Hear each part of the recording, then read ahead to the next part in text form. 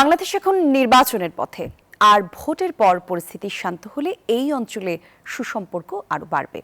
ঢাকা সফর শেষে ভারতে ফিরে এমন আশাবাদ প্রকাশ করলেন দেশটির পররাষ্ট্রমন্ত্রী এস জয়শঙ্কর। চেন্নাইয়ে এক অনুষ্ঠানে তিনি বলেন, ভারতের উন্নতিতে প্রতিবেশীদেরও লাভ হয়।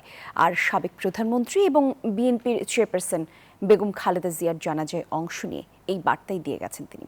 পাশাপাশি নাম উল্লেখ না করে পাকিস্তানকে হুঁশিয়ারি করে জয়শঙ্কর বলেন, খারাপ প্রতিবেশী সন্ত্রাসবাদ চালালে ভারতও আত্মরক্ষায় আরো কঠোর হবে।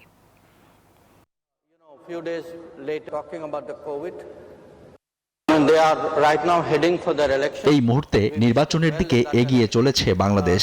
তাদের শুভেচ্ছা জানিয়েছি আমরা। আশা করি নির্বাচনের পর পরিস্থিতি থিতু হলে এই অঞ্চলে সুপ্রতিবেশী সুলভ চেতনা বৃদ্ধি পাবে। কিন্তু আপনার খারাপ প্রতিবেশীও থাকতে পারে, দুর্ভাগ্যবশত আমাদের আছে। আপনারা জানেন, কেউ আমাদের বলতে পারে না আমাদের কি করা উচিত বা উচিত নয়। নিজেদের রক্ষা করার জন্য যা কিছু করা দরকার আমরা তাই করব। Whatever we have to do to defend ourselves, it's a common sense proposition.